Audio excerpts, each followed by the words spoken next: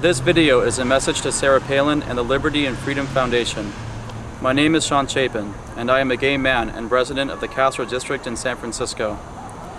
I noticed your sign behind me on top of the gas station while walking by this morning. Your sign says that you are coming on October 14th, but your sign didn't say where you will be and what you are doing on that day. You included your website on your sign, so I looked it up and saw that you're holding a forum at the Marriott in San Jose on the 14th. I'm not an expert, but I would think that you might get more people to come if you had more information on the sign along with the website. And knowing now that your event is in San Jose, I wondered why you have a sign in the Castro.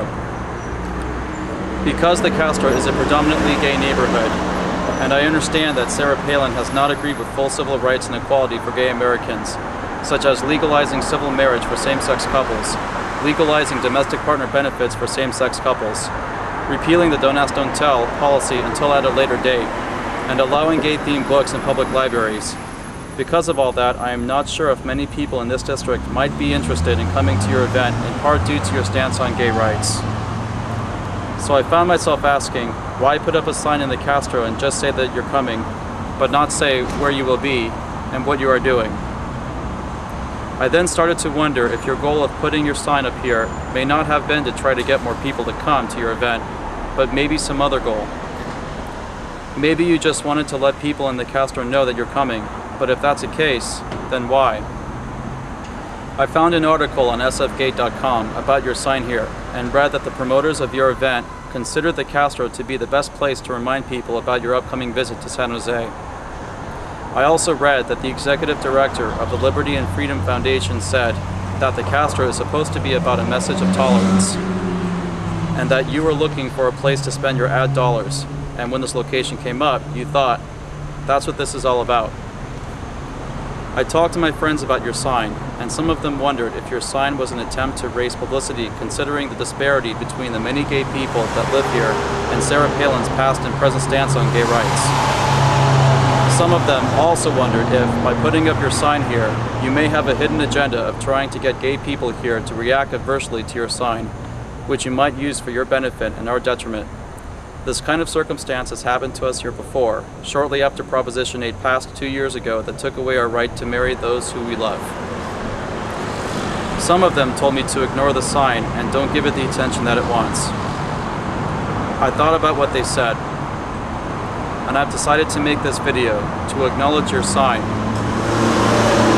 and to let you know my thoughts about tolerance.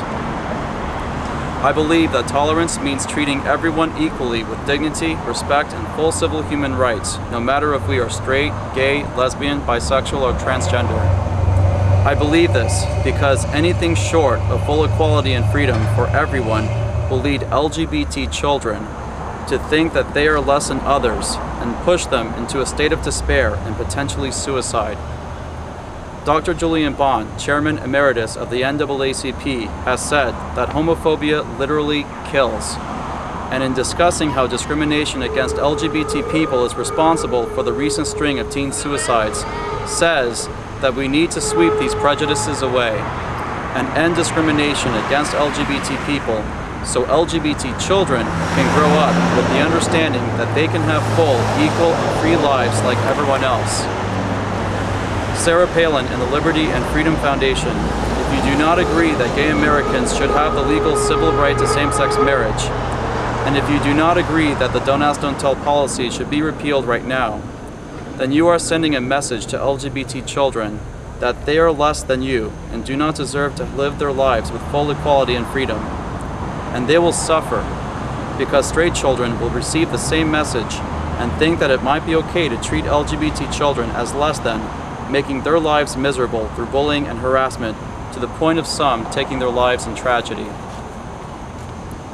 I sincerely believe that tolerance means treating everyone equally with dignity, respect, and full civil human rights, because anything less can and will result in death, and I cannot tolerate death. I don't think anyone can tolerate death. If you believe that the Castro is supposed to be about a message of tolerance, then in light of the recent string of gay teen suicides, the Castro deserves to know what you consider as tolerance to LGBT Americans.